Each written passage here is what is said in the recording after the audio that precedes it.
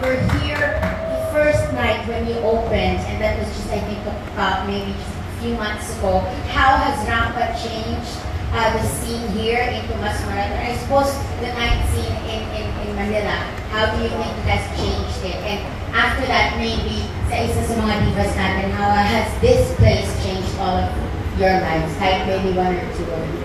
Yes, thank you, Tito Tess. Actually, it's changed dramatically from the first opening night namin, no, January 17.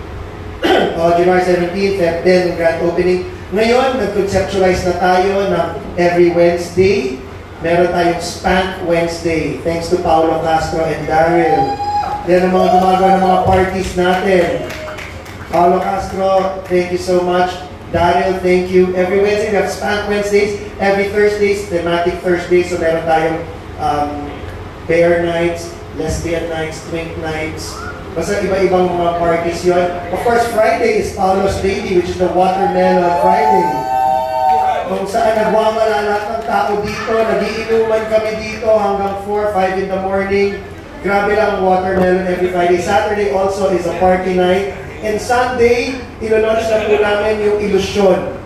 It's an open drag festival na gagawin namin. Kahit sino gusto mag-perform dito, pwedeng magdala lang ng USB every Sunday. Kasi napansin po namin, Tita Tess, yung mga clients namin dito nagpupunta na kadrag, tapos gusto nilang sumampa.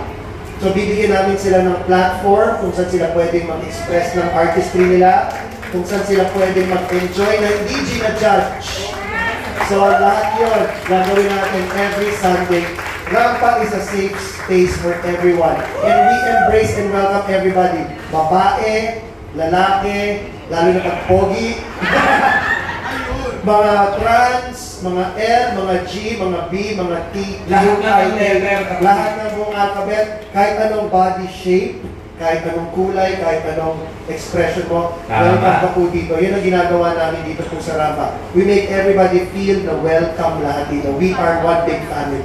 Okay, Queens. O siguro ang next muna si Brigiding. Brigiding, anong masasabi mo? How has Rampa changed your life? Very happy kami kasi pinaka-importante nangyari is bukod sa buhay namin is we change the lives of these young queens dito sa Ramparinas. Kasi especially nung nag-audition kami, parang meron kaming 60 to almost 100 auditionees. Pero meron kami ngayong almost 15 artists na hinuho namin, tinitrain namin to be their best version of their artistry. So happy kami na bukod sa nagbago yung buhay namin, meron din kami iba pang binabagong buhay. Paying it forward, si Brigiding, the brightest star, ladies and gentlemen. Pakinggan natin si Venus Deluxe. Ako po, nasabi na ni Brigiding, pero super happy talaga ako sa changes na nakikita ko dito sa mga new babies namin. Ako kung nakita niyo po sila ng umpisa, ang papangit eh siya. Ngayon po, grabe ang gaganda na with the help of, syempre si Brigiding nagpa-makeup tutorial siya dito.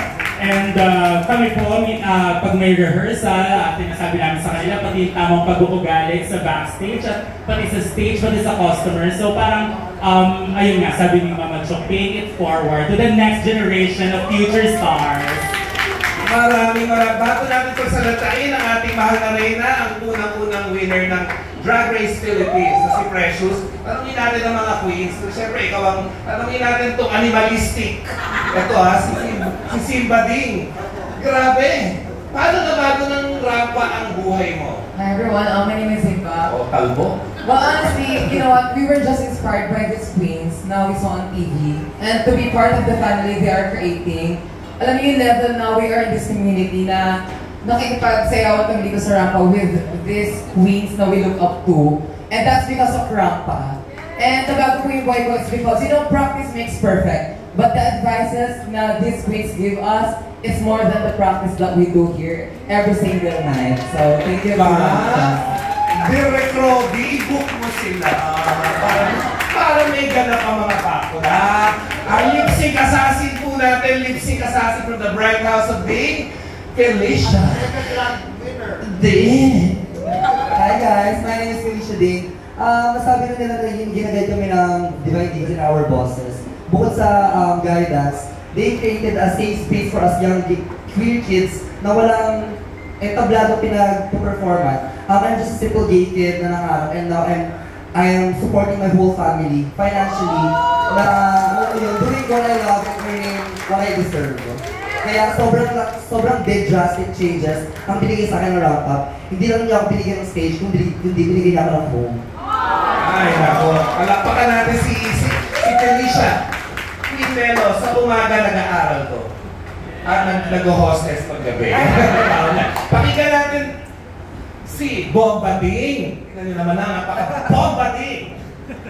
Yeah, siguro ang nakaka-proud po sa Rampa is that very important is representation. I think Rampa really make a good deal with that because as you can see, I can brag about it that Rampa is one of the most diverse drag club na lang in the Philippines. Meron tayong mga AFAM, assigned female girl, meron tayong mga trans women, and meron kayong balbasaradong gaya ko.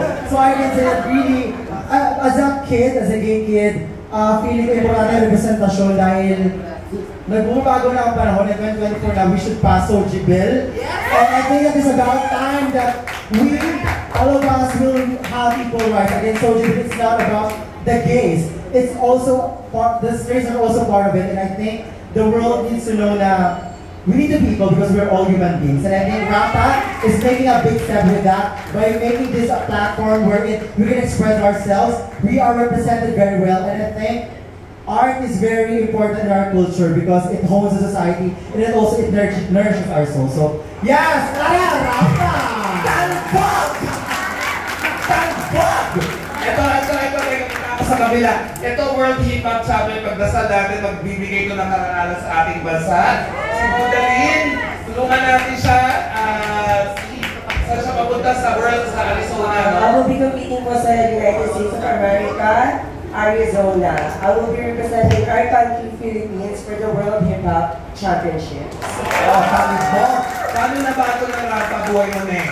Super kasi before, I don't have enough money to book for my plane ticket. But because of Rampa, I have gigs, I earn a lot, so nakapag-book ako ng sarili kong pera. And thank you so much, Rampa, and thank you so much, Reynas, Divine Divas, for giving me the opportunity.